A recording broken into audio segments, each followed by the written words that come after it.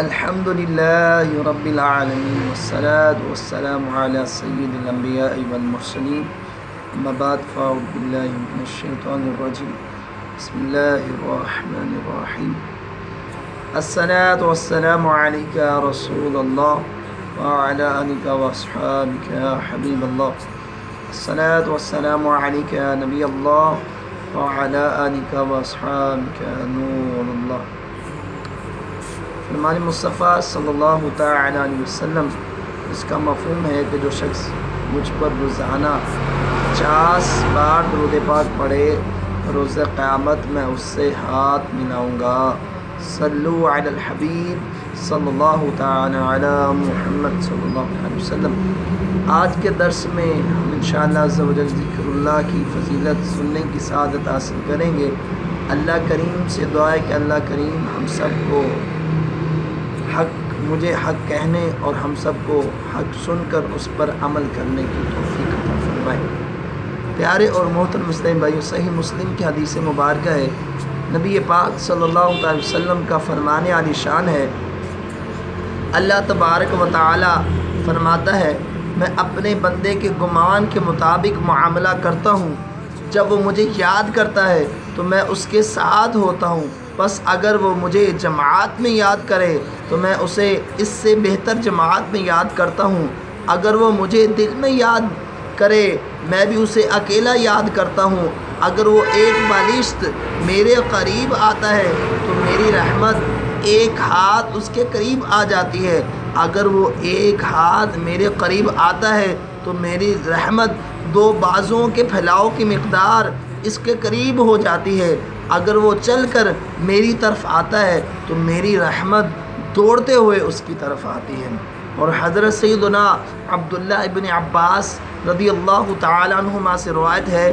خاتم المرسلین رحمۃ للعالمین صلی اللہ تعالی وسلم کا فرمان عالی شان ہے، تم میں سے جو شخص رات میں عبادت کرنے سے عاجز ہو اور دشمن سے جہاد کرنے میں کمزور ہو اور وہ مال خرچ کرنے میں کنجوس ہو تو اسے چاہیے کہ اللہ تعالیٰ کا کثرت سے ذکر کرے۔ اور حضرت سیدنا جابر بن عبداللہ رضی اللہ تعالیٰ عنہ فرماتے ہیں کہ ہم مسجد نبوی شریف میں بیٹھے ہوئے تھے کہ نور کے پیکر تمام نبیوں کے سرور 2 جہاں کے تاجود سلطان بحربر صلی اللہ تعالی وسلم ہمارے پاس تشریف لائے اور فرمایا اللہ تعالیٰ کے کچھ فرشتے زمین پر گھوم پھر کر ذکر کی مجلسوں میں ٹھہرتے ہیں، لہٰذا جب تم جنت کی کیاریاں دیکھو تو ان میں سے کچھ پھول چن لیا کرو۔ صحابہ کرام علیہم رضوان نے عرض کی یا رسول اللہ صلی اللہ تعالی وسلم جنت کی کیاریاں کیا ہے؟ فرمایا ذکر کی مجالس،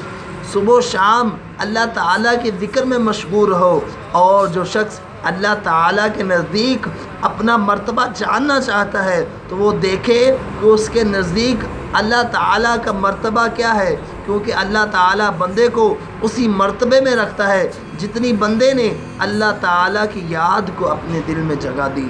اور حضرت سیدنا عبداللہ بن بصر رضی اللہ تعالیٰ عنہ فرماتے ہیں ایک شخص نے نبی مکرم نور مجسم صلی اللہ تعالی وسلم کی بارگاہ میں حاضر ہو کر عرض کی یا رسول اللہ صلی اللہ تعالی وسلم اسلام کے احکام مجھ پر کثیر ہو گئے ہیں، لہٰذا آپ صلی اللہ تعالی وسلم مجھے ایسی چیز کا حکم دیجئے جسے میں خود پر لازم کر لوں۔ تو نبی پاک صلی اللہ تعالی علیہ وسلم نے ارشاد فرمایا تمہاری زبان ہر وقت اللہ تعالیٰ کے ذکر سے تر رہے، ذکر و درود ہر گری ورد زبان رہے، فضول گوہی کی عادت نکال دو۔ اللہ کے محبوب علیہ الصلوۃ والسلام کا فرمان عالی شان ہے، زمین کے حصے روزانہ ایک دوسرے کو مخاطب کر کے کہتے ہیں اے میرے پڑوسی کیا آج تجھ پر کوئی ذکر اللہ کرنے والا گزرا؟ میرے پیارے اور محترم اسلام بھائیوں، صحیح بخاری شریف کی روایت ہے جب فرشتے مجالس ذکر سے اٹھتے ہیں تو اللہ تعالیٰ فرماتا ہے اے میرے فرشتوں تم کہاں گئے تھے؟ حالانکہ وہ خوب جاننے والا ہے۔ تو فرشتے عرض کرتے ہیں اے ہمارے رب عز و جل تو خوب جانتا ہے ہم تیرے بندوں کے پاس سے جو تیری پاکی بیان کر رہے تھے، تیری تسبیح بیان کر رہے تھے، تیری بزرگی و عظمت بیان کر رہے تھے، تجھ سے مانگ رہے تھے، تیری بارگاہ میں استغفار کر رہے تھے اور تیری پناہ چاہتے تھے، تو اللہ تعالیٰ ان سے پوچھتا ہے اے میرے فرشتوں وہ کیا چیز طلب کر رہے تھے اور کس چیز سے پناہ مانگ رہے تھے؟ تو فرشتے عرض کرتے ہیں اے ہمارے رب عز و جل تو خوب جانتا ہے وہ جنت طلب کر رہے تھے اور جہنم سے پناہ چاہتے تھے۔ تو اللہ تعالیٰ فرماتا ہے اے فرشتوں گواہ ہو جاؤ، میں نے ان کی طلب انہیں عطا فرمائی اور جس سے وہ خوف زدہ تھے اس سے انہیں امن عطا فرمایا اور اپنی رحمت سے انہیں جنت میں داخل فرماؤں گا۔ تاجدار رسالت شہنشاہ نبوت کا فرمان عالی شان ہے کہ اللہ تبارک و تعالیٰ فرماتا ہے میرے بندے تو ایک گھڑی صبح اور ایک گھڑی شام میرا ذکر کر لے، میں ان دونوں کے درمیان تجھے کفایت کروں گا۔ اور بعض آسمانی کتابوں میں ہے کہ اللہ تبارک و تعالیٰ ارشاد فرماتا ہے اے بنی آدم تو کتنا مجبور ہے، مجھ سے سوال کرتا ہے تو میں منع کر دیتا ہوں، کیونکہ جو تیرے حق میں بہتر ہے میں اسے جانتا ہوں، پھر تو میری بارگاہ میں گڑ گڑا کر سوال کرتا ہے تو میں تجھ پر اپنی رحمت و کرم سے عنایت فرماتا ہوں اور تجھے تیرا سوال عطا فرماتا ہوں، پھر تو میری عطا کردہ شے سے میری نافرمانی پر مدد مانگتا ہے تو میں تجھے ذلیل و رسوا کرتا ہوں، میں کس قدر تیری بہتری چاہتا ہوں اور تو میری کتنی نافرمانیاں کرتا ہے، قریب ہے کہ میں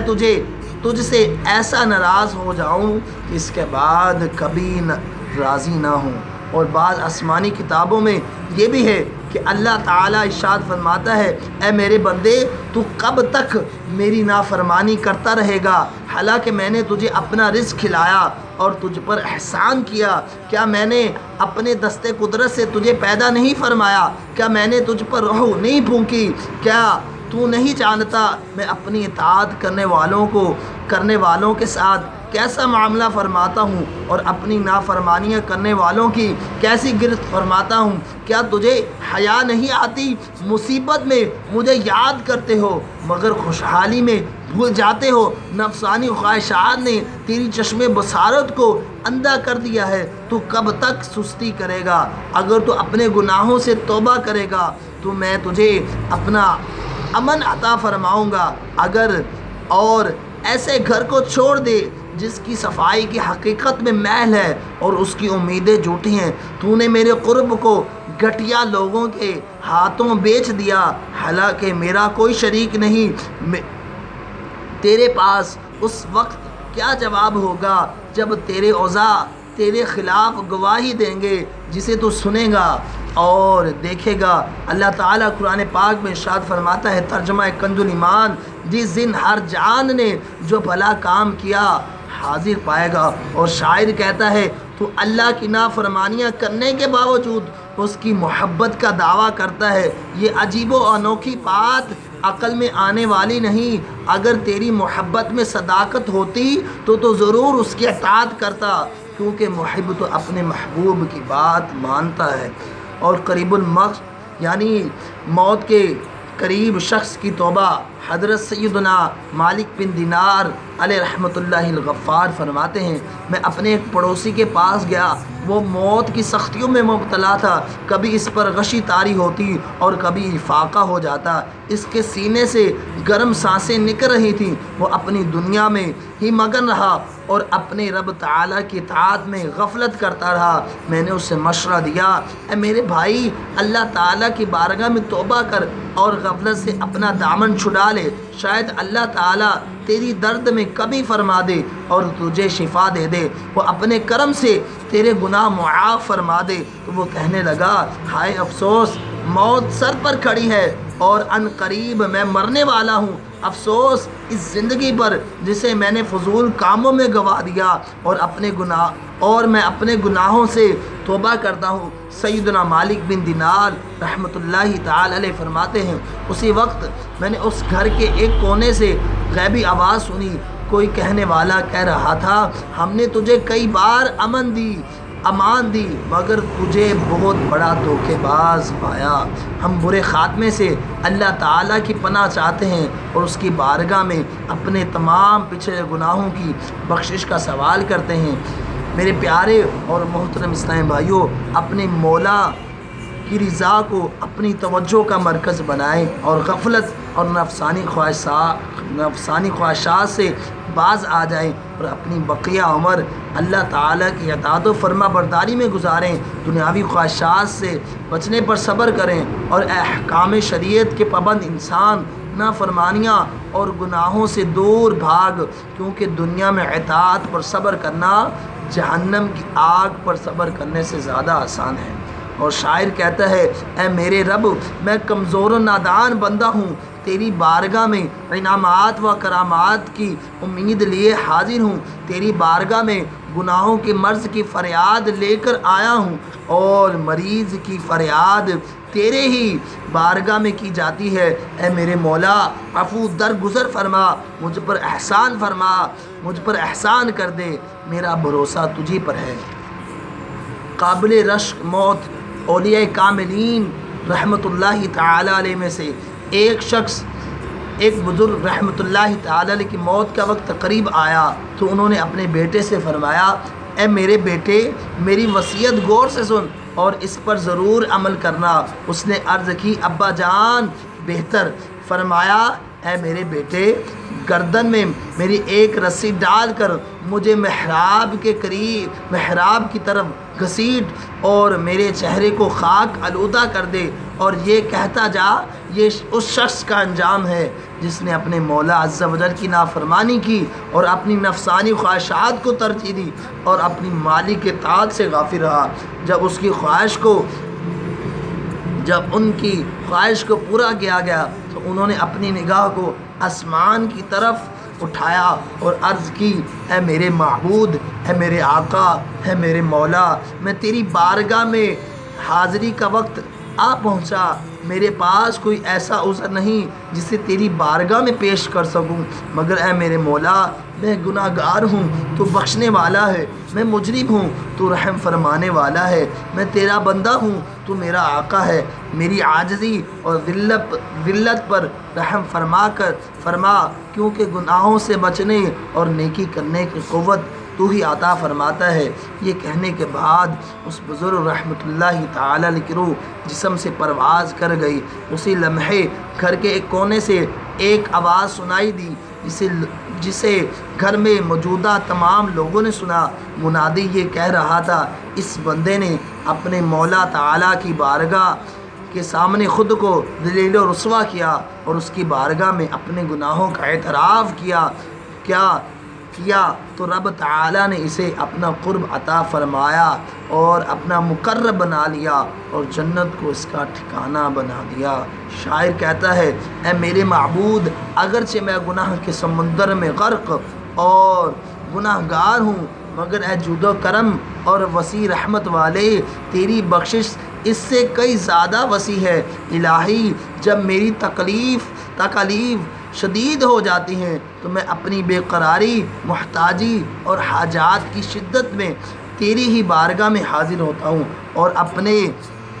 کمزور و عاجز اور فقر و فاقے میں مبتلا ہونے کے سبب، کیونکہ تیری وسیع رحمت کے بیان میں کتابیں پڑھی ہیں، درود و سلام اور راحت و سکون جناب محمد مصطفیٰ صلی اللہ تعالی وسلم پر جب تک دانے اگتے رہیں، آپ پر درود و سلام نازل ہو، درود و سلام ہو ابو القاسم نبی محمد صلی اللہ علیہ وسلم پر، جو تمام باطن برے کاموں کو مٹانے والے ہیں، آپ کے پیارے صحابہ پر جو کہ ہمارے سردار اور قول و عمل میں برگزیدہ ہیں۔ میرے پیارے اور محترم اسلامی بھائیوں، توبہ کی یہ قبولیت نفسانی خواہشات کی پیروی کرنے والے کو پکار کر کہہ رہی ہے، توبہ کرنے والے نوجوان اللہ کا محبوب ہے، توبہ کرنے والا نوجوان اللہ کا محبوب ہے۔ ادھیڑ عمر میں گناہ کرنے والے کو جھنجھوڑ رہی ہے کہ اللہ تعالیٰ ان کی توبہ قبول فرما لے گا، اور اظہار ندامت کرنے والے بوڑھوں کو آواز دے رہی ہے۔ اللہ تعالیٰ اپنی محبت میں ٹوٹنے والے دلوں کے قریب ہے۔ مروی ہے کہ جب بندہ اللہ تعالیٰ کی بارگاہ میں کامل توبہ کرتا ہے اور رات میں اپنے رب سے مناجات کرتا ہے تو فرشتے نور کا ایک چراغ روشن کر کے زمین و آسمان کے درمیان لٹکا دیتے ہیں۔ دیگر فرشتے پوچھتے ہیں یہ کیا ہے؟ تو ان سے کہا جاتا ہے کہ فلاں بن فلاں نے آج کی رات اپنے رب عز و جل کے ساتھ راضی ہو کر گزاری ہے۔ جسمانی اوضاع کی گفتگو سرکار نامدار مدینے کے تاجدار صلی اللہ علیہ وسلم کا فرمان عدم نشان ہے۔ جب بندہ رات میں عبادت کے لیے کھڑا ہوتا ہے تو اس کے اوضاع خوش ہو کر ایک دوسرے کو پکارتے ہیں کہ ہمارے رفیق اللہ تعالیٰ کی بندگی کے لیے کھڑا ہوا ہے۔ رحمتوں کی برسات حضرت سیدنا احمد بن ابو الحواری رحمۃ اللہ تعالیٰ علیہ فرماتے ہیں کہ میں حضرت سیدنا ابو سلمان دارانی رحمۃ اللہ تعالیٰ علیہ کے پاس آیا تو انہیں روتا ہوا پایا۔ میں نے ان سے پوچھا کس چیز نے آپ کو رلایا؟ کہنے لگے جب رات کی تاریخی اپنی چادر بچھا دیتی ہے تو اہل محبت قیام میں کھڑے ہو جاتے ہیں۔ ان کے آنسو رکوع اور سجدے کی حالت میں ان کے رخساروں پر بہہ رہے ہوتے ہیں۔ جب اللہ تعالیٰ ان پر نگاہ کرم فرماتا ہے تو ارشاد فرماتا ہے اے جبریل میرے سامنے وہ کھڑا ہے جس نے میرے کلام سے لذت حاصل کی اور مجھ سے مناجات کی راحت پائی۔ بے شک میں اس سے باخبر ہوں اور اس کے کلام کو سن رہا ہوں اور اس کے رونے اور آہوزاری کو دیکھ رہا ہوں۔ اے جبریل اس سے کہو میں یہ تمہارا غم دیکھ رہا ہوں۔ یہ کیا ہے؟ کیا تمہیں کسی نے خبر دی ہے؟ کوئی دوست اپنے دوست کو آگ کا عذاب دیتا ہے۔ کیا میں گوارا کروں گا کہ میں کسی قوم کو رات گزارنے کے لیے ٹھکانہ فراہم کروں پھر انہیں نیند کی حالت میں جہنم میں ڈالنے کا حکم دوں؟ یہ کام تو کسی بدکار بندے کی مناسب نہیں تو کریم بادشاہ جل جلالہ کے لائق کیسے ہو سکتا ہے؟ مجھے اپنی عزت کی قسم میں انہیں ضرور ایک تحفہ عطا فرماؤں گا، وہ اس طرح کہ میں ان پر نظر رحمت فرماؤں گا، وہ میرا دیدار کریں گے۔ حضرت سیدنا ابو سلمان دارانی رحمۃ اللہ تعالیٰ علیہ فرماتے ہیں میں نے بعض آسمانی کتابوں میں پڑھا کہ اللہ تعالیٰ فرماتا ہے جو لوگ میری خاطر تکالیف برداشت کرتے اور میری رضا کی طلب میں غمگین رہتے ہیں وہ میری حفاظت میں ہیں، وہ میرے قرب اور میری جنت کے باغات میں مزے لے رہے ہیں۔ میں اور اپنے اعمال میں ہمتن کوشاں رہنے والے مقرب محبوب کے دیدار کی خوشخبری سن لو۔ کیا تم یہ سمجھتے ہو کہ میں ان کے اعمال کو ضائع کر دوں گا؟ میں یہ کیسے کر سکتا ہوں؟ حالانکہ دوست تو دوستوں پر جود و کرم کرتا اور گناہ گاروں کی توبہ قبول فرماتا۔ میں تو گناہ گاروں کی توبہ قبول فرماتا ہوں اور دوستوں پر جود و کرم کرتا ہوں اور میں ان پر سب سے زیادہ رحم فرمانے والا ہوں۔ اللہ کریم سے دعا ہے کہ اللہ کریم ہمیں اپنے حبیب صلی اللہ تعالی وسلم کے صدقے اپنی ساری زندگی ذکر اللہ میں گزارنے کی توفیق عطا فرمائے اور جو ہم نے غفلت میں لمحات گزارے ان سے ہمیں توبہ کرنے کی توفیق عطا فرمائے۔ اللہ کریم سے دعا ہے کہ اللہ کریم اپنے محبوب کا صدقہ ہمیں اپنی ساری زندگی اللہ اپنے ذکر میں گزارنے کی توفیق عطا فرمائے۔ وما علینا الا البلاغ المبین۔ صلوا علی الحبیب صلی اللہ تعالی علی محمد صلی اللہ